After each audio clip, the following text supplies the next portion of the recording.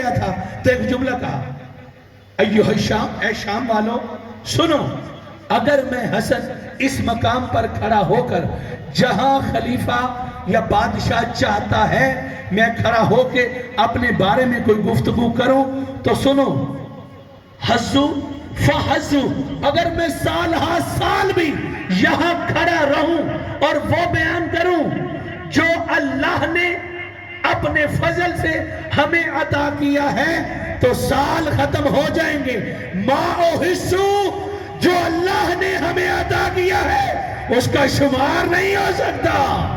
ماشاءاللہ، یا یا علی مدد حق، جو اللہ نے ہمیں عطا کیا ہے اپنے فضل سے اس کا شمار نہیں ہو سکتا۔ اور بھائی کیسے ہو سکتا ہے جب نبی فرما دیا اللہ نے میرے بھائی علی کو اتنے فضائل عطا کیے ہیں کہ اگر سارے روئے زمین پر موجود درختوں کو کاغذ بنا لیا جائے، دریاؤں سمندروں کو سیاہی بنا لیا جائے، فرشتے اور انسان لکھنے اور حساب کرنے پہ لگ جائیں، پتے ختم ہو جائیں گے، سیاہی ختم ہو جائے گی، قلم ٹوٹ جائیں گے، لکھنے والے تھک جائیں گے، کیلکولیٹ کرنے والوں کے کیلکولیٹر ختم ہو جائیں گے، میرے بھائی علی کے فضائل کا احاطہ نہیں ہو سکتا۔ ماشاءاللہ، سبحان اللہ۔ تو جو فضائل علی کے ہیں وہی فضائل حسن کے ہیں، جو حسن کے ہیں وہی حسین کے ہیں، جو حسین سے ہیں وہی حسین سے لے کر مہدی تک سب کے ہیں۔ کیوں؟ کیونکہ فرما دیا کلنا محمد، ہم سب کے سب محمد ہیں۔ صلوات پڑھیں محمد والے محمد کی ذات۔ اللہم صلی علی محمد والے محمد۔ سرکار حسن فرمایا کہ اگر میں ان انعامات کو، ان فضائل کو بیان کروں جو اللہ نے ہمیں عطا کیے ہیں تو کئی سال گزر سکتے ہیں۔ اب بندے کہتے ہیں جی فضائل کم پڑھا کریں، جب مولا سالہ سال پڑھ سکتے ہیں یا علی تو ہم تھوڑے کیوں پڑھیں؟ توجہ ہے جی۔ امام فرمایا سنو، اللہ نے ہمیں یہ کمال عطا کیا ہے، ہم زین الجنانی، ہم جنت کی زینت ہیں۔ سمجھئے گا عظمت کا جملہ، امام فرما رہے ہیں نحنو زین الجنانی، ہم جنت کی زینت ہیں۔ نہیں مجھے وضاحت کرنی پڑے گی۔ ایک مرتبہ حدیث میں یہ بات ہے کہ ایک مرتبہ جنت نے شکایت کی، اے اللہ یہ سارے امیر تو جہنم میں چلے جائیں گے۔ نہیں غور کیا آپ نے؟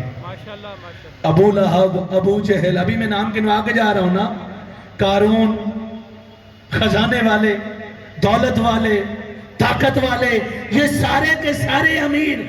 اچھا ایک اور جملہ کہہ دوں، یہاں پہ میرے مالدار، سرمایہ دار، محبت کرنے والے دوست بھی بیٹھے ہوں گے۔ ان امیروں سے مراد وہ ہیں جن کا امیر علی کے سوا کوئی اور ہے۔ ان امیروں سے مراد وہ امیر ہیں۔ جنت نے شکایت کی ہے اللہ سارے امیر تو جہنم میں چلے جائیں گے، مجھ میں فقط غریب رہ جائیں گے۔ اللہ نے کہا تجھے پریشان ہونے کی ضرورت نہیں ہے، تیرے لیے دو امیر ہی کافی ہیں، ایک زہرا کا حسن، ایک حسین، تیرے لیے یہ دو، تیری زینت کے لیے یہ دو امیر ہی کافی ہیں۔ اس لیے میرے مولا حسن فرمایا نحنو زین الجنانی، ہم جنت کی زینت ہیں، وَنَحْنُ حُجَاجُ الرَّحْمَانِ، ہم اللہ کی حجت ہیں۔ یہ القابات تو سن رکھے ہیں نا، عین اللہ، لسان اللہ، وجہ اللہ، جب اللہ، توجہ ہے نا؟ یہ فقط میرے اور آپ کے مولا امیر کے لیے نہیں ہے۔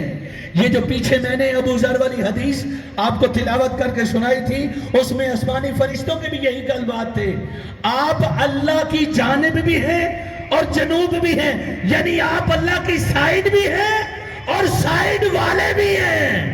ماشاءاللہ، سبحان اللہ۔ اور امام بھی یہی فرما رہے ہیں اللہ مجسم نہیں ہو سکتا، اللہ جسم و جان سے مبرہ ہے، ہم اللہ کی پہچان ہے۔ اگر تم جاننا چاہتے ہو اللہ کیسے کلام کرتا ہے تو ہم کلام کر کے اللہ کا مظہر دکھاتے ہیں۔ ہم اللہ کی آنکھیں ہیں، ہم جو سنتے ہیں، توجہ ہے نا، سمجھ آ رہی ہے نا جملے کی؟ اللہ مجسم نہیں ہو سکتا.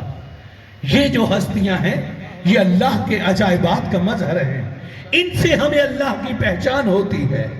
اور اسی لیے میں نے پچھلی مجالس کو اس لیے دہرا رہا ہوں کہ یہ اس کے ساتھ باتیں ریلیٹ ہو رہی ہیں. اس لیے کہا تھا فرشتوں نے کہ اللہ تک پہنچنے کا دروازہ ہی اب 14 ہیں. اور ایک اور جملہ کہا تھا فرشتوں نے. وہ کیا تھا؟ وہ جملہ یہ تھا آپ ہی وہ ہستیاں ہیں جو فرشتوں کی گزرگاہ ہیں. فرشتوں کی گزرگاہ ہے. فرشتوں کا آنا بھی جانا بھی. یہ آپ دیکھتے ہیں نا سٹینڈ. چلیں اور آسان کو ایئرپورٹ کا تو سب کو پتا ہے نا, جہاں جہاز اترتے بھی ہیں جاتے بھی ہیں. توجہ ہے نہیں؟ مجھے وضاحت کرنا پڑے گی. ایک مسجد ہے اسے کہتے ہیں مسجد ذو قبلتین. کیا کہتے ہیں جی؟ مسجد ذو قبلتین, 2 قبلوں والی مسجد. ہر مسجد کا ایک ہی قبلہ ہوتا ہے. آپ کی سجادیہ مسجد کا ایک ہی قبلہ کہ 2 ہیں؟ ایک ہے نا. ہر علاقے میں مسجد کا ایک ہی قبلہ ہے, لیکن سرزمین مکہ میں ایک مسجد ہے جسے کہتے ہیں مسجد ذو قبلتین. میں نے اس مسجد میں نماز ادا کی ہے. دعا کرتا ہوں اللہ آپ کو بھی شہادت نصیب فرمائے. ذو قبلتین اس لیے کہتے ہیں کہ پیغمبر نماز پڑھ رہے تھے مسجد اقصی کی جانب, پیچھے کھڑے ہوئے تھے صحابہ, اور رسول کے عین پیچھے جو پہلا ماموم تھا وہ امام اول تھا. پہلا مقتدی امام علی تھا. اور جب حالت رکوع میں اللہ نے وحی کی کہ اے میرا حبیب اب کعبے کی طرف منہ کر کے نماز پڑھ, تو پیغمبر نے اپنے چہرہ مبارک کو کعبے کی جانب موڑ لیا. پہلے تھا مسجد اقصی کی جانب, پھر کیا کعبے کی جانب. 2 لوگوں نے بھری مسجد میں سے کعبے کی طرف رخ کیا. ایک نبی نے جس پر وحی اتری, ایک علی نے. ماشاءاللہ ماشاءاللہ. نعرہ حیدری. یا علی. 2 لوگوں نے چہرہ بدلا فوراً اور نماز اس طرف منہ کر کے پڑھی. اب جنہوں نے نہیں بدلا تھا نماز مکمل کرنے کے بعد انہوں نے پوچھا یا رسول اللہ چہرہ کیوں تبدیل فرمایا؟ آج مسجد اقصی سے کعبہ کی طرف کیوں چہرہ کیا؟ تو فرمایا ابھی جبریل یہ آیت لے کر آئے تھے کہ میرا حبیب قبلہ تبدیل کر دے, قبلہ کی طرف کعبہ. اللہ یا رسول اللہ یہ بات تو سمجھ میں آ گئی, آپ پر وحی اتری تھی. علی نے کیسے چہرہ بدلا؟ اس جملے کی وضاحت, یہ پہلے جملے کی وضاحت کے لیے عرض کر رہا ہوں. علی نے چہرہ کیوں بدلا؟ تو فرمایا پوچھ لو علی سے علی نے کیوں چہرہ بدلا. پوچھا یا علی نبی پر تو وحی اتری تھی, انہوں نے چہرہ بدلا, آپ کو کیسے پتا چلا؟ فرمایا بھول گئے, رسول نہیں فرمایا تھا میں علم کا شہر ہوں, علی اس کا دروازہ ہے. جبریل محمد کے پاس ایک مرتبہ آتا ہے, علی کے پاس 2 مرتبہ ایک آنے وقت ایک جانے وقت. علی کے پاس 2 مرتبہ آتا ہے, جاتے بھی آتے بھی. یا علی. اس لیے فرمایا یہ ایئرپورٹ ہے فرشتوں کے گزرنے کی. فرشتے آتے بھی یہاں سے ہیں, جاتے بھی یہاں سے. اچھا ایک اور بات ہے, ایک لفظ ہے امر. اے رسول یہ آپ سے پوچھتے ہیں روح کیا ہے, تو کہہ دیجئے روح اللہ کا امر ہے. روح اللہ کا امر ہے, یعنی جسم مجسم ہے نا, اس میں بدن ہے, روح ہے. توجہ ہے, مشکل باتیں تو نہیں عرض کر رہا, یہ امر ہے. اب کون سا امر کہاں ہونا ہے یہ کہاں سے پتہ چلے گا؟ صاحب امر بتائے گا. کون بتائے گا؟ اس مسجد کے انتظامات اس بارگاہ کے کون بتائے گا؟ جن کو آپ نے منتخب کیا ہوا ہے منتظمین, وہ بتائیں گے یہاں علم لگانا ہے, یہاں ممبر لگانا ہے, یہاں پہ روشنی لگانی ہے, وہاں پنکھا لگانا ہے. توجہ ہے نا. اب اللہ کی کائنات کے جو ناظم الامور ہیں انہیں کہا جاتا ہے صاحبان امر. فرشتے ہر امر کو انجام دینے سے پہلے بھی, انجام دینے کے بعد بھی ان صاحبان امر کی بارگاہ میں آتے ہیں. ان صاحبان امر کو ہی امام کہتے ہیں. اور میرے اور آپ کے دوسرے امام دربار غریب شام میں کھڑے ہو کے فرما رہے ہیں نحنو زین الجنانی، ہم جنت کی زینت ہیں، نحنو ہم ہی اللہ کی حجت ہے، حجاج الرحمانی ہم رحمان کی حجت ہے۔ اور پھر میرے مولا نے ایک عجیب جملہ کہا، عجب انگڑائی لی، فرمایا وَلَوْ شِئْتُ، اگر ہم چاہیں فَجَعَلْتَ عِرَاقًا شام وَالشَّامَ عراق، اگر ہم چاہیں عراق کو شام بنا دیں، شام کو عراق بنا دیں۔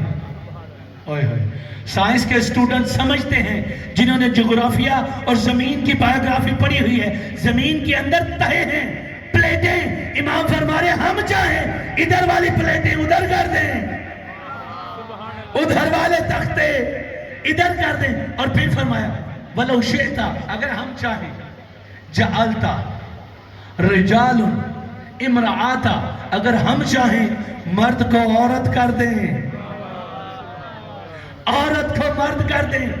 اب اس بھرے بھجمے میں سے ایک بندہ کھڑا ہوا، فقام رجل من الخصامی، اس مجمع خزاری، اس مجمع میں سے ایک بندہ کھڑا ہوا اور کہنے لگا اے ابو تراب کے بیٹے، یہ کیا عجیب بات کر دی، آپ مرد کو عورت کیسے کہہ دیں؟ فَنَظَرَ إِلَيْهِ إِمَامًا شُزَّرَ، میرے مولا نے بڑے غور سے اس کی جانب دیکھا اور اس کی جانب دیکھ کے فرمایا انتہ سینہ، تجھے شرم نہیں آتی؟ انتقومی بین الرجال، عورت ہو کے مردوں کے درمیان کیا کر رہی ہے؟ یا عورت ہو کے مردوں میں کیا کر رہی ہے؟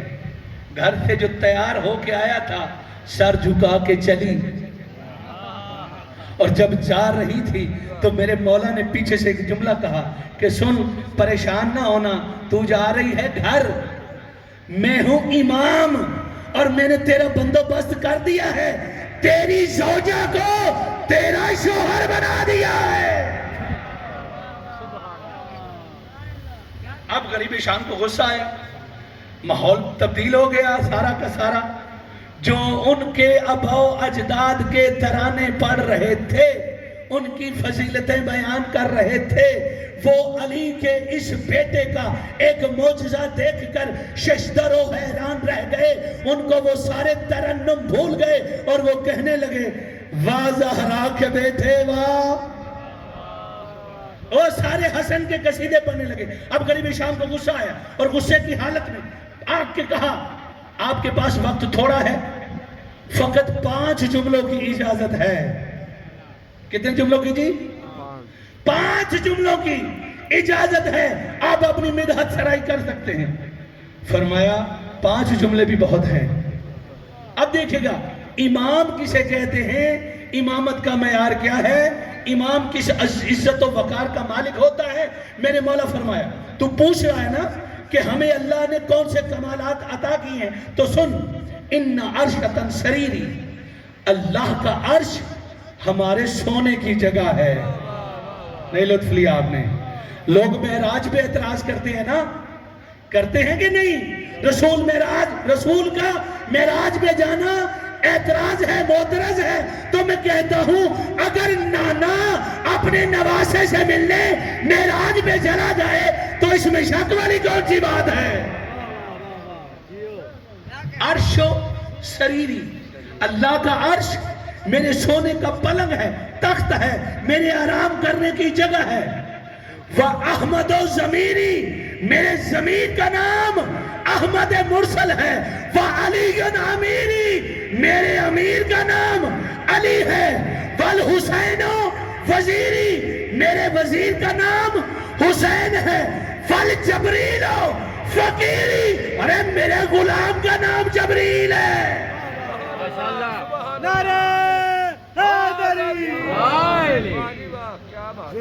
مالک آپ لوگ کو سلامت رہے، آباد و شاد رہے۔ حسن کون ہے؟ جو عرش پہ سوتا ہے۔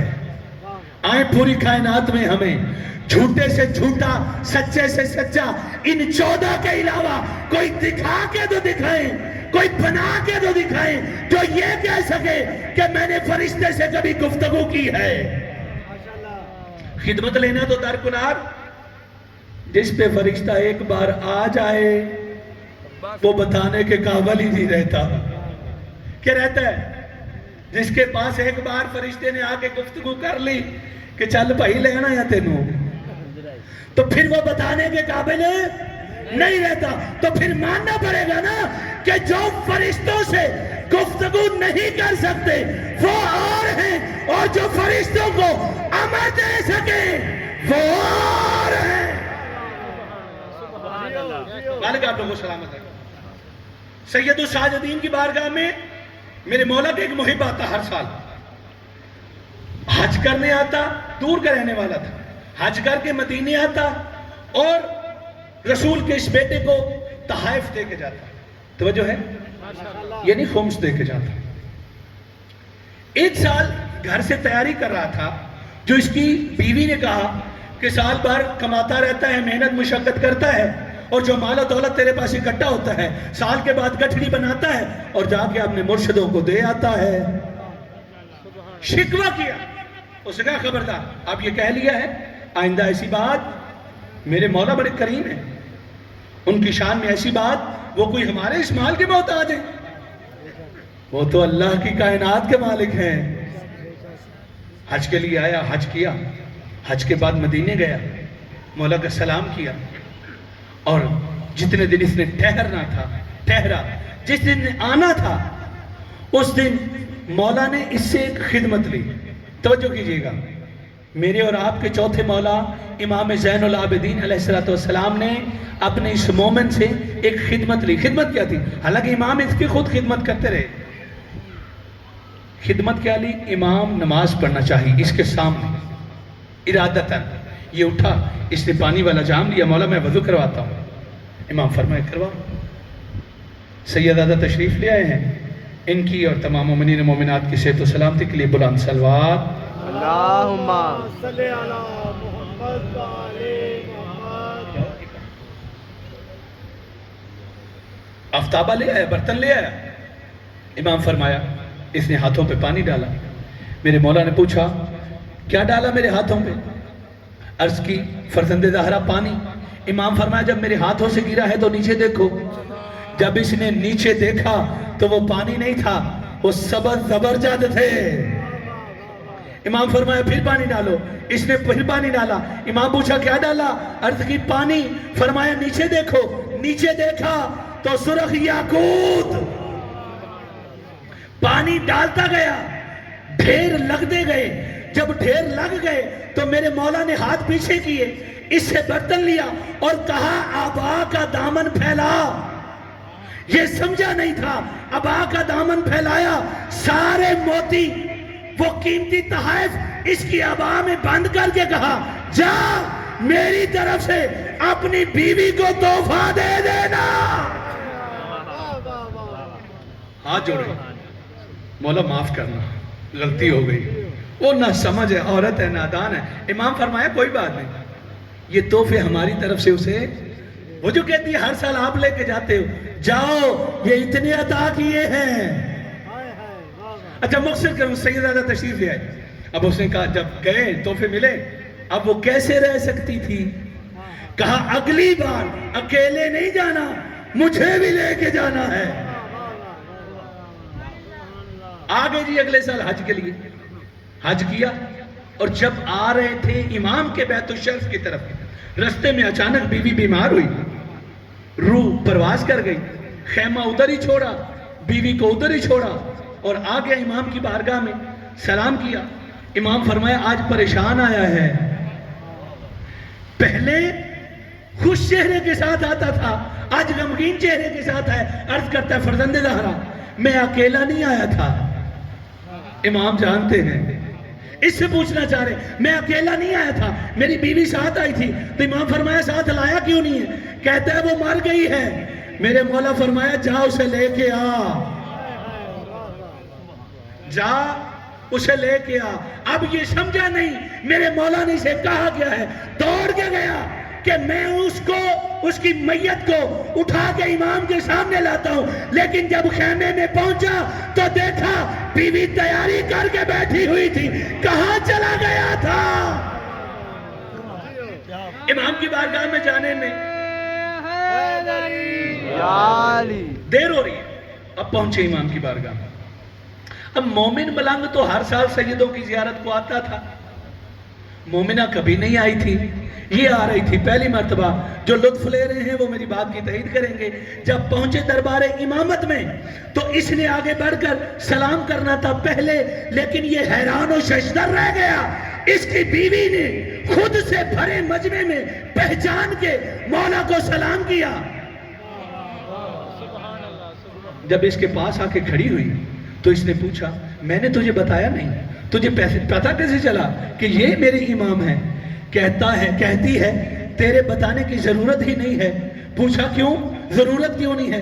کہا تجھے پتہ ہی نہیں چلا اصل بات کا؟ کہتا بتا اصل بات کیا ہے؟ کہتا جب تم مجھے مری ہوئی کو چھوڑ کے چلا گیا تھا تو میں نے دیکھا کہ میری روح کو فرشتے آسمانوں کی جانب لے کے جا رہے ہیں۔ ابھی ملک الموت چوتھے آسمان پہ گیا ہی تھا کہ فوراً وہاں پہ رکا اور ایک مرتبہ جھکا، رکا اور جھکا۔